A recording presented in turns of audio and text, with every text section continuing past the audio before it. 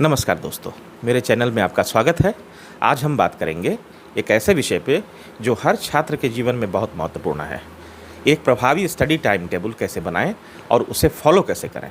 क्या आप भी उन छात्रों में से हैं जिन्हें लगता है कि टाइम टेबल बनाना तो आसान है, लेकिन उसे निभाना बहुत मुश्किल है? अगर हाँ, तो यह वीडियो आप ही के लिए है। वीडियो को पूरा देखिएगा ताकि आप कोई भी इम्पोर्टेंट जानकारी मिस ना कर सकें। सिविल सेवा परीक्षा हो या नीट हो या जेईई जैसी प्रतियोगिता परीक्षाएं हो या कोई भी एकेडमिक गोल आपका हो, इन सभी में सफल होने के लिए अनुशासन और रणनीति होना बहुत ज़रूरी है। और इस रणनीति का सबसे मजबूत हथियार है एक सुव्यवस्थित टाइम टेबल।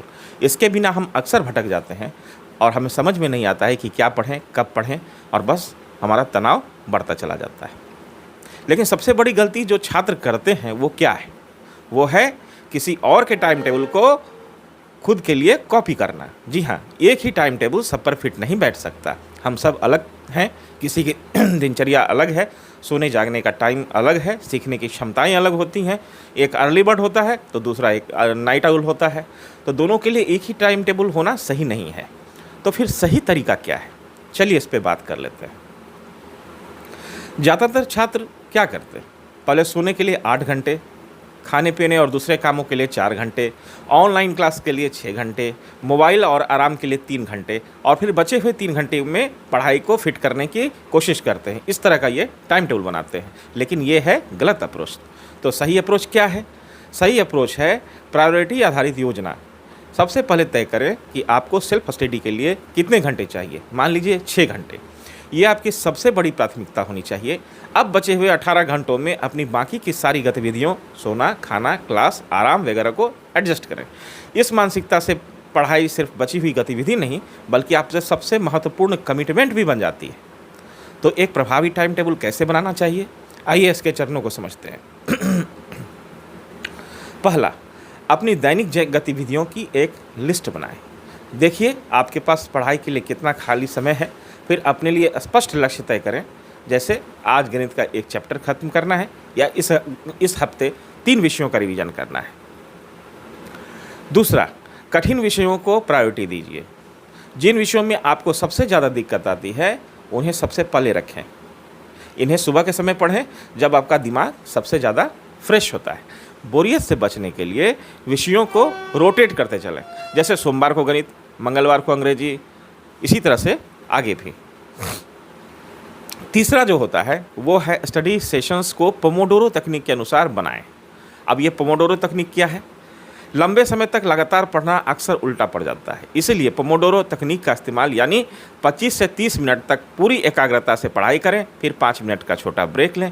ऐसे 4 साइकिल्स के बाद 15 से 20 मिनट का एक लंबा ब्रेक लें। यह आपको हमेशा बोरियत से बचाए रखेगा और आपको फोकस्ड रखेगा और मोटिवेटेड भी रखेगा। चौथा, आवश्यक गतिविधियों को भी अपने रूटीन में जगह देना चाहिए। सिर्फ पढ़ाई से काम नहीं चलेगा। आपकी योजना में रिवीजन, उत्तर लेखन, मॉक टेस्ट, करंट अफेयर्स और सबसे महत्वपूर्ण आपके शारीरिक और मानसिक स्वास्थ्य को भी जगह मिलनी चाहिए। अब रिवीजन कैसे करें? रोज़ कम से कम 1 घंटा और वीकेंड पर 3 से 4 घंटे रिवीजन के लिए अवश्य रखें।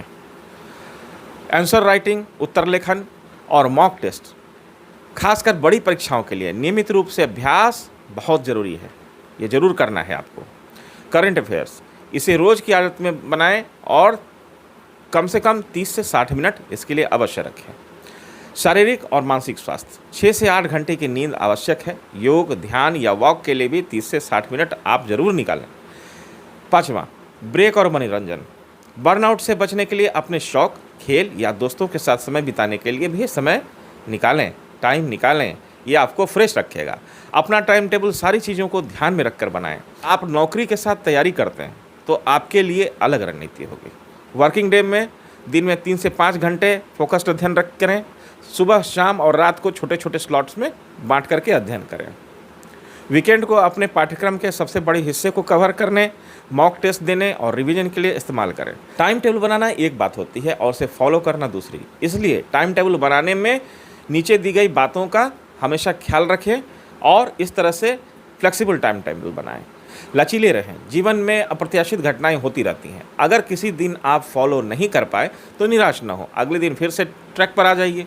खुद के हिसाब से ऊपर बताई गई बातों को ध्यान में रखते हुए रियलिस्टिक और फ्लेक्सिबल योजना बनाकर आप अपने पूरी क्षमता को अनलॉक कर सकते हैं। अगर आपको ये वीडियो पसंद आया हो तो इसे लाइक करें, अपने दोस्तों के साथ शेयर करें और हमारे चैनल को सब्सक्राइब करना ना भूलें।